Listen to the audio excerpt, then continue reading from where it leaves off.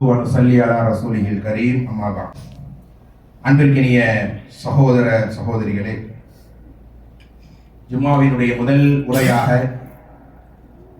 அபரார்கள் யார், அவர்களுக்குரிய சில முக்கிய பண்புகள் என்ன, அந்த பண்புகள் எல்லாம் என்னுடைய உங்களுடைய வாழ்க்கையில் இருக்க வேண்டும் என்கிற ஒரு கருத்தை சுருக்கமாக எனக்கு உங்களுக்கும் நான் பகிர்ந்து கொண்டேன்.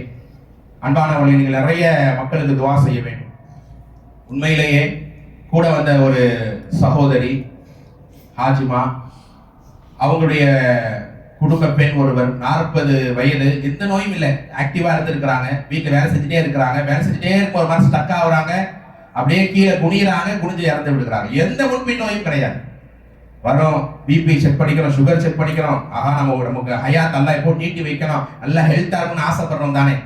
ஆனால் தோழர்களே, இந்த மாதிரி ஒரு நாளைக்கு எத்தனையோ சம்பவங்களை கேட்கிறோம்.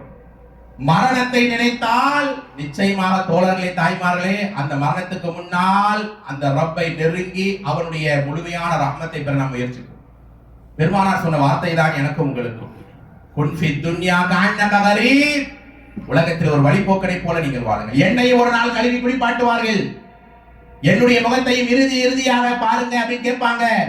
கடைசியாக தலையில ஒரு முறுக்கு, காலில் ஒரு முறுக்கிட்டு மண்ணோடு மண்ணாக புதைத்து விடுவார்கள். ஒரு வருஷம் தான், ஒரு வருஷத்துக்குள்ள நம்ம வாழ்ந்த தடையும் நினைவுகள் எல்லாம் மறந்து விடுவார்கள். காலை அடைந்தால் மாலை எதிர்பார்க்காதீர்கள். எப்படியான துனியா இது? மாலை அடைந்து விட்டீர்களா, காலை எதிர்பார்க்காதீங்க. அப்ப இந்த துனியாவில பாதிருவிழாமல் நன்மையா நீங்க முந்துங்க பெருமானார் சொன்னார்கள் ஸல்லல்லாஹு அலைஹி வஸல்லம். அப்படியாக யா அல்லாஹ், எங்களுக்கு எங்கள் மரணம் நிச்சயமான ஒன்று. ஒவ்வொரு மரணத்தையும் கேட்கும் போது சுபஹானல்லாஹ், திடீர் என்ற மரணங்கள். 32 வயசு வரும்போது ஹஜ்ஜில மரணித்த மக்களை எல்லாம் பேசி வந்தாங்க. மனைவிக்கு முன்னால் கணவன் இறக்கிறார், தாய் தந்தை இருக்கிறாங்க, பிள்ளை இறந்து போகிறார். சுபஹானல்லாஹ், அந்த மரணம் வரும்போது அல்லாஹ்வே எனக்கு அவகாசம் தா. காலரப்பி லவ்லா அக்கர்தனி இலா அஜலின் கரீம், கொஞ்சம் டைம் தா, வருத்தறேன், திருந்தற அவதாரா மாறுறேன். நோ, வாய்ப்பே இல்லை தோழர்களே. ஆக நம்முடைய வாழ்க்கையை நாம் ஒவ்வொரு நொடியுமே அல்லாஹ் கொடுத்த கிஃப்ட், அல்லாஹ் கொடுத்த மிகப்பெரிய ரஹ்மத். அதை ஈமானோட இறையச்சத்தோட இருந்து மூமினாக வாழ்ந்து மூமினாக நாம் மரணிக்க வேண்டும். அன்பானவர்களே, நிறைய மக்கள் நோய்களோட பலகீனங்களோட இருக்கிறாங்க.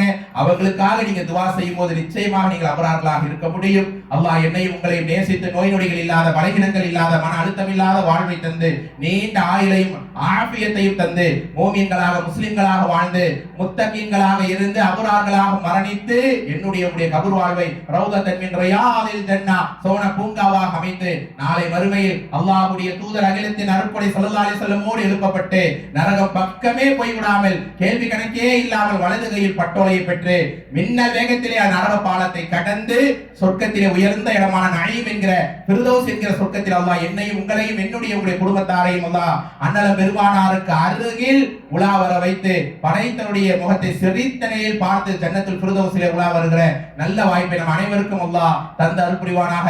ரப்பனா லா துஆஹிதுனா இன் நஸீனா வஅக்தஅனா ரப்பனா வலா தஹ்மில் அலைனா இஸ்ரன் கமா ஹமல்தஹு அலல் லதீன மின் கப்லினா ரப்பனா வலா துஹம்மில்னா மா லா தாகத லனா பிஹி வஅஃபு அன்னா